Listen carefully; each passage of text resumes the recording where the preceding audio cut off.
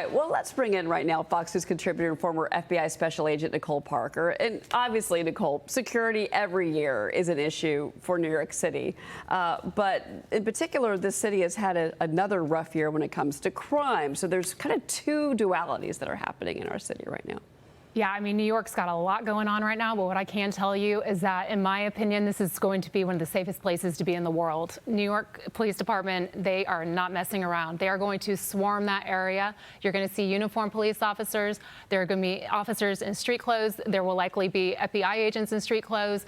It's going to be a very safe environment, but I myself, my hotel is right here by Times Square, and I just did a walkthrough myself, and they are blocking off the streets already. There will be no trash cans. I guarantee they're going to be doing, the bomb squads will be doing sweeps. The drone teams. The drone is this new technology that we love in law enforcement. Very powerful. Obviously, the surveillance video cameras are going to be used, but I have full faith and confidence in the New York Police Department and law enforcement that it will be a safe New Year's Eve. Good. So that's what the drones are for. Thank you for answering that question that we can't seem to still figure out.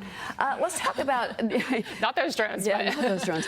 So let's talk about what's happening with the Guardian Angels. You know, Curtis Leeway is a good friend of the program. We've had him on many times. They're now going back to patrolling the subways. I mean, they haven't been down there since 2020. In particular, it was after that murder of that woman that was burned alive on the subway in the early morning hours. A suspected illegal Guatemalan migrant is now in custody. But the Angels are planning to increase their presence. They're trying to go back, they're saying, to 1979 type of enforcement in New York City. What does that say to you? Desperate times require desperate measures, and to me that's quite startling. When I saw the image of that woman being burned alive, I was absolutely flabbergasted and stunned and heartbroken that is what's happening in New York City. And, you know, people are desperate. And look what happened with Daniel Penny. He came onto the subway. There was a very desperate situation. He stepped in to help. And look what happened. He got charged. He was indicted. He went to court. He went to trial. Thank goodness he was acquitted. But we're in an environment now where people are they're scared to help others, and that's not how it used to be. And we need to get back to an environment where we are there to help one another. And I do appreciate law enforcement. I back the blue 100%.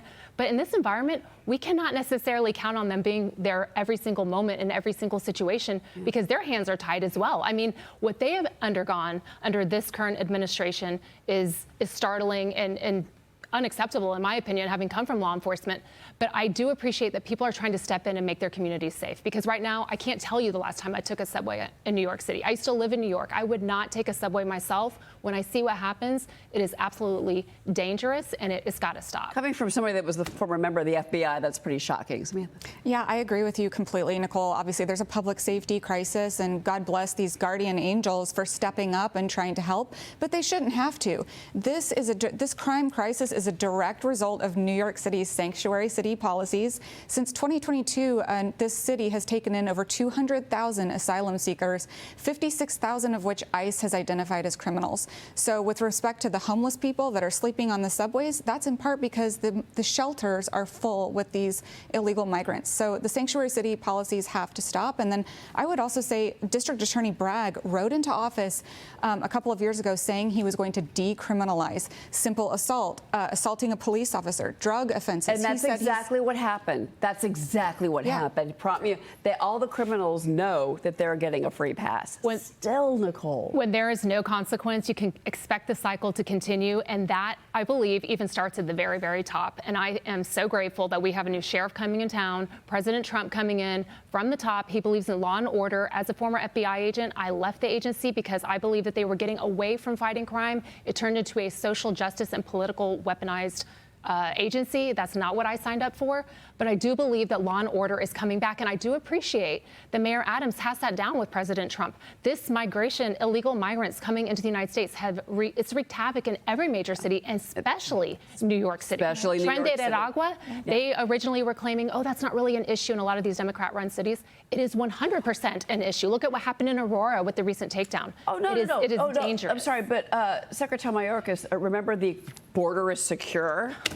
That was one of the biggest failures of the Biden presidency. But I do want to ask you something. You know, you mentioned, obviously, your time at the FBI. President Biden reportedly now regrets selecting Merrick Garland as his attorney general. The Washington Post, by the way, reporting this, that, quote, in private, Biden has also said he should have picked someone other than Merrick Garland as attorney general, complaining about the Justice Department's slowness under Garland in prosecuting Trump and its its aggressiveness in prosecuting Biden's son, Hunter. Well, as a former FBI agent who was there, and I worked under 3 different administrations, the agents feel exactly opposite of President Biden. And I can tell you, I left because it was politically weaponized. They treated President Trump as if he was on the FBI's most wanted top 10, probably top #1. I had never seen one individual. They went after him so hard on every single level, local, state, federal. And so it's mind-boggling because we at the FBI, I represent thousands of people that feel the same way that I do. We actually believe the exact opposite, that they turned a blind eye to certain individuals, including his son, and went hard after Trump and his supporters. If you went to FBI.gov today, you will see Capitol violence is still on the front page of their website. 4 years later, they claim that that is the #1 largest case in DOJ history. I was a witness to the 9/11 terrorist attacks. I find that insulting and I find that wrong. I believe that there are many other things that have been much more dangerous and detrimental to our nation, but that is not how they treated it at the FBI and DOJ. They went after Trump hard. They went after his supporters. I believe in law and order. I do not believe in violence, but I do know that they turned a blind eye to certain individuals on one side of the political spectrum and went hard after conservatives and Republicans. Nicole Parker, thank you for being here. I really appreciate it. Thank you. Great stuff from you.